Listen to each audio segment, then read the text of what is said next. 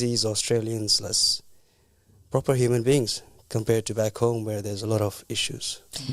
I think it would be interesting for those listening to kind of understand a bit more what you mean by that. Not many people are aware, I think, of how it can be, especially in places like Quetta or other parts of Pakistan in the East.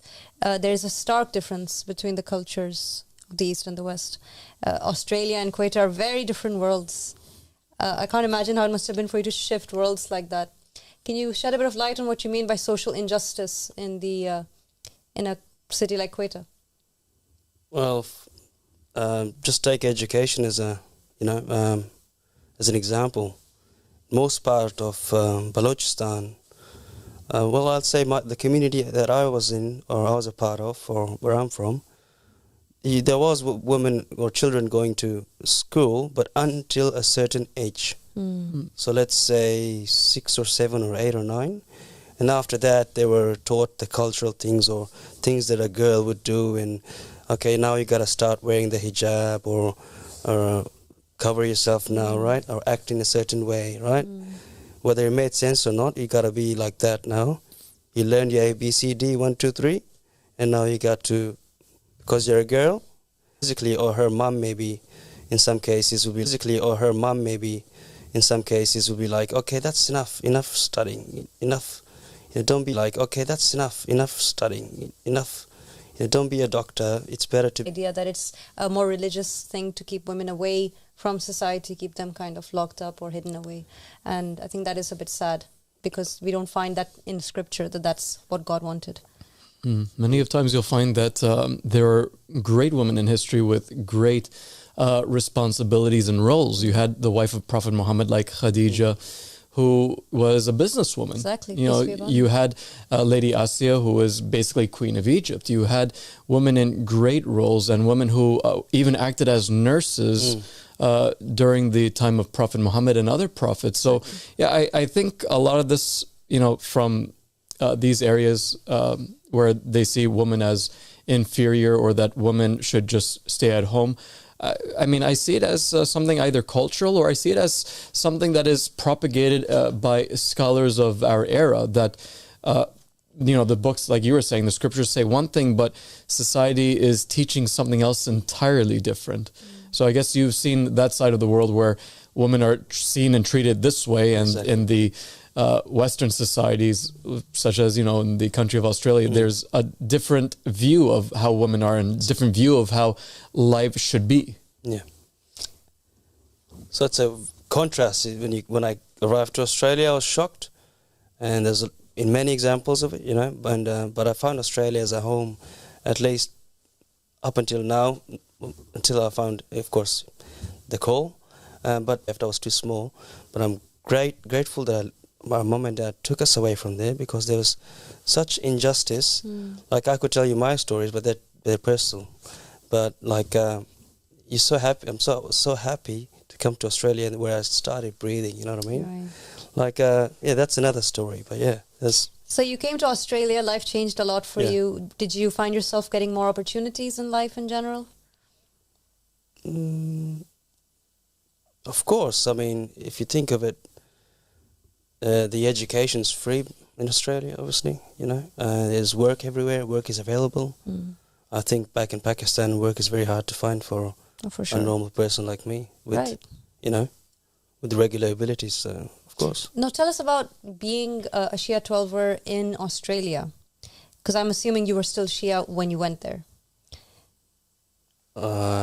Yes. Not really, not quite. Okay, so tell us, what's happening here? So you grow up in a family where being a Shia 12er is the lifestyle, and then what happens along the way? Well, growing up, I didn't get forced to do anything, so I was taught to think for myself. That's the gist of it. Like, Mom always used to say, like, just question things. Dad actually said, question things before you believe it. So I did know some of the Imams, like Imam Ali alayhi salam, right? Prophet Muhammad and Imam Ali alayhi salam, and Hassan and Hussein alayhi salam, right?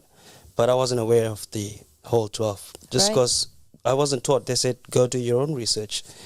And obviously being young, you don't, at least I didn't look into religion like properly, So I just scrutinized religion from afar. I looked at Shia, looked at Sunni and their practices, right? Were they solving any issues in society? Were they dealing with any problems that were arising? Like, why is the divorce rate going so high up, right?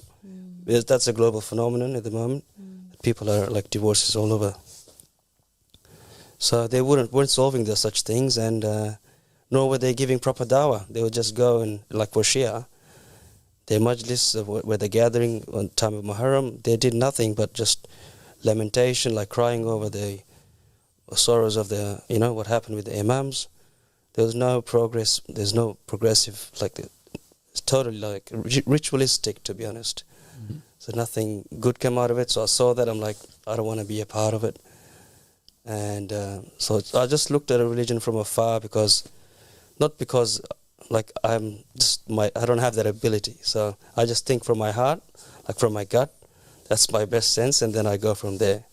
So yeah, I just left religion, I think, when I became like in my 20s, in adulthood.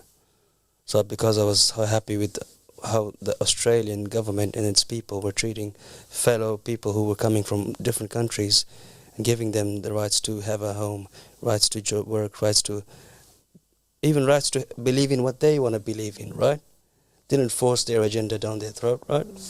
So for me, that was like a better representation of the religion of God than Shia Islam. Because Pakistan, Iran, there's a lot of oppression and other stuff going on there. So I just made my mind up like that, and I said, this is quite enough for me for now. Maybe later on it'll change. Okay, and I think I remember you said, we were talking, and you said you said quite a word. You said, I apostated from the whole thing. Yeah. Because you said you just couldn't make sense of it. Exactly. And again, that is quite a decision to make when you're talking about an identity that you've been carrying with you all your life. And then something must have happened, some kind of event or some kind of realization must have dawned upon you where you said, you know what, this doesn't work for me. It's not logical. And as you said, the true religion of God wouldn't align with those ideas in your understanding, right? Was there some kind of event, a specific kind of event or a moment where you said to yourself, light bulb moment, this can't be it? I can't recall a light bulb moment, but just for the love of humanity, right? This is what my thought was, or still is. I had Sunni brothers, yeah, had Punjabi brothers, had, I don't know, different kind of friends, right? I'm like, why are they going to get treated differently as to me? Why am I special? Or why is this called special? Why is Shiaism special? Can't be like that. So I'm like, I put my heart for my brothers first. That's the only reason I apostated. I'm like, there has to be something else. It can't be like this, because they're all corrupt, like to a certain degree, all the religions corrupt, as we know now, except our call, obviously. So I just said, there's no way this brother, we're in the same level of faith, which is we don't know who God is, and we don't know who his religion is, right?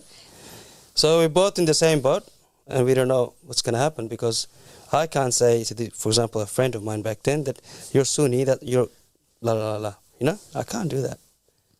So that's why I made my mind up out of love. I said, no, this can't be the truth. So I suppose it's kind of like that idea of that most religions today don't have a solution for mankind. Most religions actually take away humanity from the human being. It's basically my team against your team. You're going to go to a bad place after you pass away. I'm going to go to an amazing place. So I guess from what I'm understanding from you, this is something that you couldn't accept. You couldn't accept this idea, correct, this social inequality, this even gender inequality, as you described in your childhood, exactly, how you saw it, and even this spiritual inequality of, how is it possible that I'm on the right path, I don't even know who God is, and then another person who is Sunni, who also doesn't know what God is, we're pretty much on the same boat here. I mean, how can any of this be right now? How can any religion be right, as a matter of fact? So the way that I understand it, it sounds as if the act of apostasy was not an act of like betrayal to God, but it was an act of loyalty to God against these divisions and against these these scholars of misguidance who allowed this to happen. Yeah, you put it that way, yes. But look, life is so confusing if there isn't a leader who can help you. Because, like, can you imagine, like, there's so many sects which we do have, and there's so many imams that are self-appointed, and they're talking between each other. Like, how can you reconcile that? How can you tell which one's not going to bite you or which one's not a, you know? Yeah, and they make you pick between, hey, which marja do you want to follow? Yeah. Which scholar do you want to imitate for the rest of your life? Do you want to take Shirazi, Khamenei, Sistani? I'm pretty sure you also fell into that. Well, not fell into it, but I'm pretty sure you were also brought into that idea of, these are the scholars. But actually, you said earlier that this is something that in your family you didn't even accept. You didn't accept this concept of taqleed. That's the good thing about my parents, that they sort of did their own research. Free thinkers. They did have, like, for example, my dad's big on science, right? And he did a lot of research in religion, and he knew that the false scholars, for example, he said these false scholars would say drinking alcohol is good before speech because it makes them, I don't know what, and then they go out and give a speech to thousands of people, And these are Muslim scholars? Wow. Well, supposedly. Interesting, okay. Yeah, that's, I think that's, another brother was mentioning that too today. So things like that, my parents taught me to just to look a little bit deeper or ask a few more questions. And it's because many people don't do that, don't ask questions. They just say that's it. And you got to ask questions, because I think la in Arabic means no. So you got to declare no, there's no God. So you got to say no first until you find the truth. So obviously as we come to know, and that this call is clear as the sun. So you got to say no to everything else, because they're not as clear as our call. So absolutely. And on that beautiful note, how would you explain how you did come across the call? What happened? What was that moment for you in your life? What was happening in your life at that time? Actually, by God's mercy, I got this call, found about this call. So, from another misguiding call. Tell us about that. So, there's a friend, or not a friend, a guy who came to work for a few months as a truck driver. He came and I trained him for a week or so. And he brought forward that there's a will of the Prophet Muhammad, peace be upon him, right? Before his passing away. And that just, because nothing like that occurred to me. Before that, I was like, it's just this religion saying this, that religion saying that. This is talking about a continuation of something, possibly. And that was like, wow, okay. It's a game changer. Yeah, because that's the part where I was like, okay, so God hasn't abandoned us. So, there's somebody. There's somebody. There's some leader out there. Yes, there's some leader. So I Googled the will. If you care that I share about who was this person? Or maybe just his background? Yeah, his background. How does he know about the will? His background. So this guy, I didn't know him prior, so he just happened to come in and I'm training him for a week or so how to drive a truck. And he brings forth a will, and he's saying that we have the will, as in he, them, have the will of the Prophet Muhammad, peace be upon him. Nobody has, we have the will. And then so he was from the white banners of the East. So this group that say that they believe in the will, but they don't believe in all the names. They only take the first name, one of the names, which is Ahmad, and they claim that they believe in him, but they don't accept the other Mahdis along with it, unfortunately. Correct. Which is mind-boggling, really. I mean, there's 3 names in there clearly, so how do you explain that? There are. So he showed you the will? No, he didn't show me. He just spoke of it. He just mentioned it. And I managed to find it. I looked it up and luckily I found it. Thank So God. what did you find when you typed in the thing, will of Prophet Muhammad? What came up? Is that what you searched for, the will of Prophet Muhammad, or what was it that you searched? No, so first I went on Google. Or did I? No, you're right. First, he spoke of the so-called Mahdi, according to him, which we call the Yamani, right? Peace be upon Ahmad al-Hassan.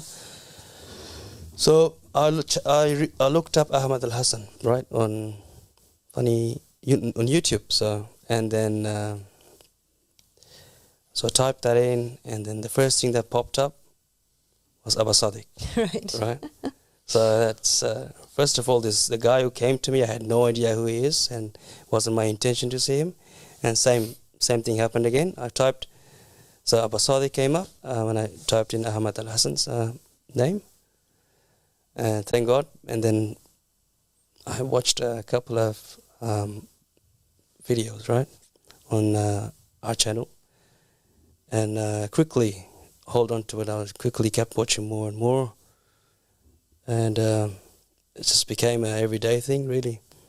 So I went through all the videos, and the guy was Abba Sadiq, just talking the way we want to hear things. They especially for the believers that are looking for something more with something with more substance, right? Not with like ritualistic stuff, Superficial stuff. Yeah, Yeah. like basically they're like. I asked myself this question: how did the Israelites, right, worship a cow? And now it's coming clear to me how, right? This modern day religion, these so-called different religions, are exactly worshipping a golden cow. Mm-hmm. So it makes sense, for every time there's a false idol. And you call yourself a believer, But thank God. That's why I'm very, very blessed to be here. And watched more videos, and then the guy tried converting me in between to his sect, but he denied, obviously, Abdullah Hashem, right? In the will, Abdullah. Mm-hmm. And then he had some, I don't know, the guy wasn't mentally right. So I just, luckily, he crashed, had a crash, so he got fired. Oh. So from the job, so I didn't have to deal with him anymore. So God put him in your life just to tell you the truth, and then God took you out. God took him out as soon as he tried taking you away from the truth. When I was getting headaches and migraines of him approaching me every day, right? Him shoving his belief down my throat. And I told him, I'm like, let me be, I will do my own research, okay? Don't do this to me. I don't listen like that. And then he actually had 2 incidences which cost him his job. My goodness, but he was okay, wasn't he? Yeah. All right. They just property damage, like smashing a truck somewhere. And I think it's a shame that people can think, and that's the problem with groups that decide to break away.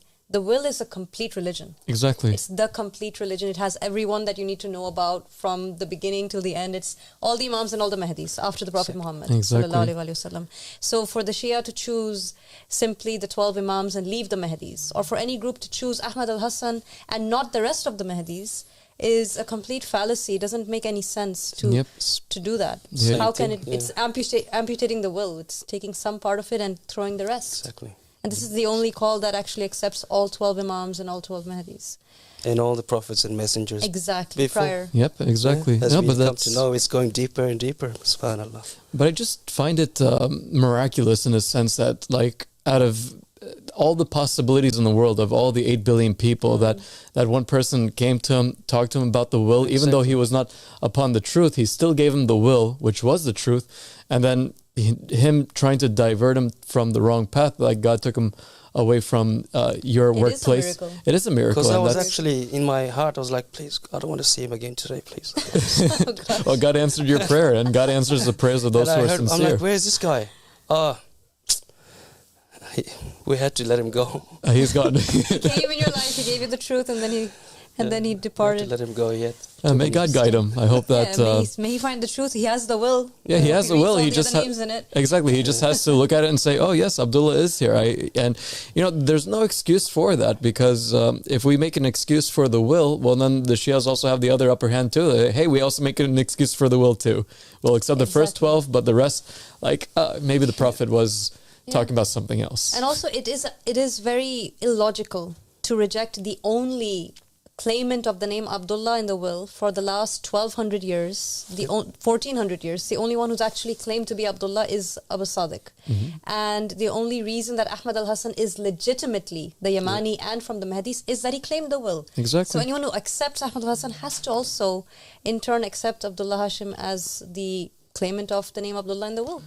There's also many narrations that support his call. Absolutely. So, and there's so if they want to argue with his brothers here that are so knowledgeable that can give him all day and all night, they can't compete. So no, absolutely. So you were mentioning that you went through those lectures. I'm wondering if you ever read The Goal of the Wise and how that was for you, if you did. I'm gonna be honest, I have a shocking memory, so we can delve into it. Maybe you can jog my memory. I've gone through it, but so while you were reading it, was there anything that stood out for you, or something that you found inspiring, something that you were taken aback by? I mean, there's quite a lot of knowledge in this book. Well, for example, I can understand it's a very dense book. It says how did God make it possible for Mary, alayhi salam, to conceive a virgin birth. We come to know how was that possible? Who went into the womb to cause that to happen? God, when He does something, right? He does it through His angels, as we come to know, or through other things. So we come to know, correct me if I'm wrong, right? That I think it was Jibreel, that, as we know, am I right? Is this you mean for the birth of Jesus? Yeah. Well, I mean, I think there was perhaps a lecture on that. Was it a lecture or was it in the book? Yes, because I don't recall that being... The book actually explains, because it was something that a lot of people debated about. Was it a virgin birth? What actually happened? Gabriel is there. Well, I mean, it just so happened that actually Gabriel did insert his own spirit into Mary, and Gabriel is in fact Jesus. And that actually it wasn't really a virgin birth as many people would have imagined. Actually, the book describes that she was impregnated by the proof of God, the Imam of the time. And actually even in the Bible, and Abdullah has talked about that it even actually points out that Jesus' genealogy traces back to not his mother, but to Joseph, who people have assumed was not his father, but actually